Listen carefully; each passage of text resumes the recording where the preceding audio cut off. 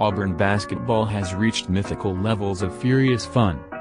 And it's just January. And number 12 Kentucky comes to town on Saturday. It's going to be cold, too. So if the kids are planning a tent city in the middle of campus for Friday night, or Thursday and Friday night because I'm not going to be the one to underestimate the jungle, then Auburn coach Bruce Pearl might want to think about chipping in for some portable heaters. We only want to see Auburn Arena on fire figuratively when Kentucky comes to town, and y'all know there's a precedent for that statement. We've got to step up in a huge way for Kentucky, Pearl said on Wednesday night after the 83-60 victory against Georgia.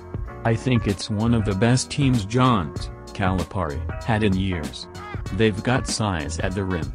They're tremendous in transition. It'll be a clash of the Titans, that's for sure. A lot of great players on the court on Saturday and CBS will be in the house.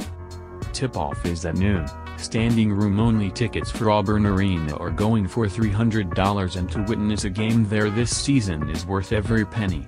What is happening in Auburn with this basketball team is a modern-era, American sports phenomenon.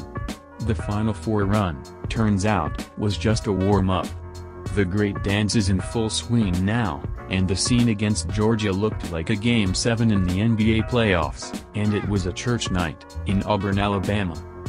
Free and young, self-aware and selling collegiate gold, cramped and cracked out, Auburn Arena screams hellfire when 7-1 center Walker Kessler swats a shot. He had 6 blocks against Georgia to go along with 15 points and 6 rebounds. The walls of the place heave and breathe like a living thing when point guard Wendell Green Jr. lobs an alley-oop. Green, off the bench, had 12 points, 11 assists, 4 steals and 3 rebounds in 26 minutes. Ranked number 2 in the country and with a record of 17-1 overall and 6-0 in the SEC, Auburn is a complete team, and deep, and the pieces all fit like an angry symphony because they all play defense like first-chair lunatics. Bruce Pearl knew from the beginning, too. This offseason, when he visited Birmingham, Pearl said he had no idea what to expect from this team because so many of the players were new.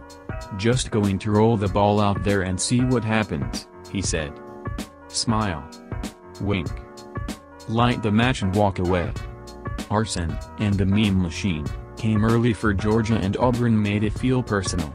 KD Johnson, who might be the only thing in Auburn with more swagger than Aubrey, was deep-fried from the beginning and all ghost pepper grin. Johnson drips sauce like Teen Wolf dripped sauce. From the fangs, buddy. Howlin' at the full moon. A coach's dream and every opposing team's worst nightmare, Johnson transferred from Georgia to Auburn for this season and it is making all the difference for the Tigers during the long conference schedule. Against Georgia, he had 12 points, 2 rebounds, 2 steals and an assist in 23 minutes. How to describe Johnson's game? Think Pat Beverly on bath salts. Poor Georgia. Poor Tom Crean, but his team, 5-13-0-5 in the SEC, is so bad, bless his big ole heart. Crean was supposed to come down south and put on a basketball clinic. Hasn't happened, and now it looks like he might be cooked. How, though? Bruce Pearl, that's how. The fire of Auburn hoops is consuming all the oxygen from Athens to Atlanta, and devoured Green's big dreams in the conflagration. The Bulldogs' halftime deficit of 25 points felt like a small victory. The 23-point rout was inevitable from the beginning, but the jungle, Auburn's beautiful student section, never sat down. Auburn is great because that student section is the envy of the entire country. That includes Big Blue. And when Kentucky comes to town, every single blue-chip basketball prospect in the country will be watching the game. And for football coach Brian Harsin's sake, we can only hope that every 5-star football recruit left on the big board is in the front row.